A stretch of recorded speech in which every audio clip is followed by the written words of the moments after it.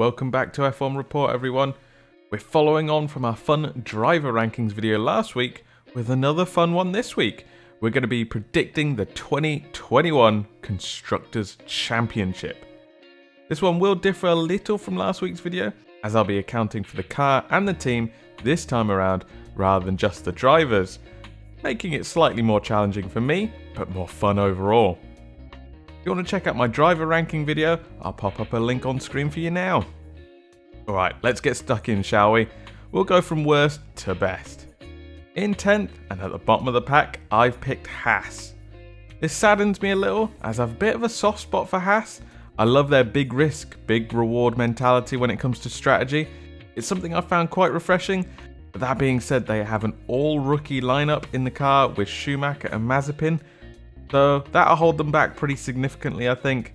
They are still also massively dependent on Ferrari for their engine and much of their car parts, so if Ferrari aren't producing good parts, Haas will also suffer. So yeah, last place for Haas, I feel. In 9th, I've gone for Williams. I'm calling it now that I think Williams will score a few points this season. This is assuming Russell stays with the team, as I think he's the one going to get those points. They've agreed to use Mercedes gearboxes, easing some of the burdens on them, and they took a big step forward with the new investment coming in as well. Plus they now have my main man Jenson Button as advisor. World Championship incoming. In 8th, I'm picking Alfa Romeo. They're probably the quietest team this off-season. They have the same driver lineup and very much a similar setup to last season, so same position, right? They're another one that depends on Ferrari developments, but I think even if Ferrari went back to the 2019 engine, I don't think Alfa would shoot up this list. Alpha Tauri are in my 7th place. I think they're going to be very similar to last season, where they're clawing at the back of that top 10, maybe picking up a great result here and there, so I think it makes sense that they would get a similar position to last season. There is one unknown, and that's Tsunoda at the team. If he lives up to the hype, it could be a bit of a game changer, but that's a big if right now, and personally I don't think it'll happen this season. In 6th, I have Alpine. I think Cyril Abiteboul leaving is a big blow to the team, and as we know, Alonso can be a destabilising influence if things aren't going his way, both of which really shake my confidence about how things are going to go for Alpine this season. But that said, they did improve as the season went on last season, as Renault of course, but will that be enough going into this season? We'll see. The next 3 places for me are really interchangeable. I had a hard time separating these guys for sure, but in 5th I've gone with Aston Martin. Personally, I love the investment and the drive the Stroll takeover has brought to the team and the car last year was really great.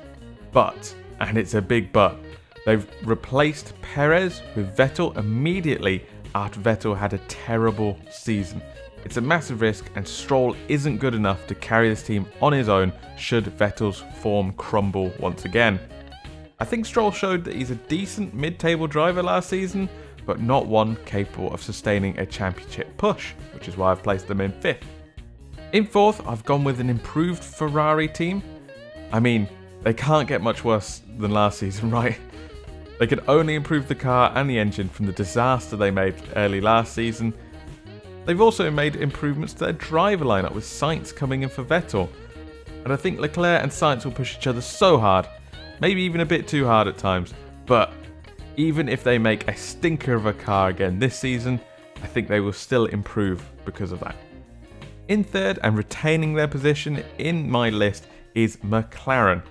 They've made some big moves for this season, with a switch from Renault to Mercedes engines, and with the addition of Ricciardo taking over from Sainz. I think the switch to Mercedes engines will give them an early season kick. However, they might tail off later in the season due to a lack of upgrades they'll be able to make, due to the majority of their tokens being used on the engine switch. The real question will be, can they hold off teams charging later in their season? The addition of Ricciardo is also massive. He's absolutely one of the top drivers around, and it's an upgrade on Sainz, which there's not many few that can upgrade on Sainz, but he's one of them. So it can only be good things for McLaren. In 2nd, I've gone with Red Bull, but I do think it'll be much closer this season. The The addition of Perez over Albon is going to allow for more strategic options, as I think Perez will be able to keep up with Verstappen and the Mercedes a bit better than Albon did. I can see Verstappen beating Bottas in the Drivers' Championship due to the pit stop strategies now open to them. However, I don't think Perez will do the same. He'll end up probably in a 4th place. The Red Bull of the last couple of years has also been a little hard to drive, so Perez will have to get used to that, not to mention this is his first team move in 7 years, so there'll be a lot of learning for him. Of course, that means that in first place I've gone with Mercedes. This is assuming Hamilton signs his new contract with the team, of course, and using that new contract he'll be well protected from those Red Bull moves, with Bottas being used as the sacrificial lamb. I think Bottas is still good enough to grab that 3rd place in the championship like I said earlier, and together with a championship win for Hamilton means that Mercedes will take home their 8th Constructors Championship in a row. So that's my predictions for the coming season, but what do you guys think? Let me know if you agree or disagree in the comments. We'll come back to this as the season goes on to check in on progress and potentially laugh at how terrible my predictions were. So I am looking forward to catching you in the next one for that.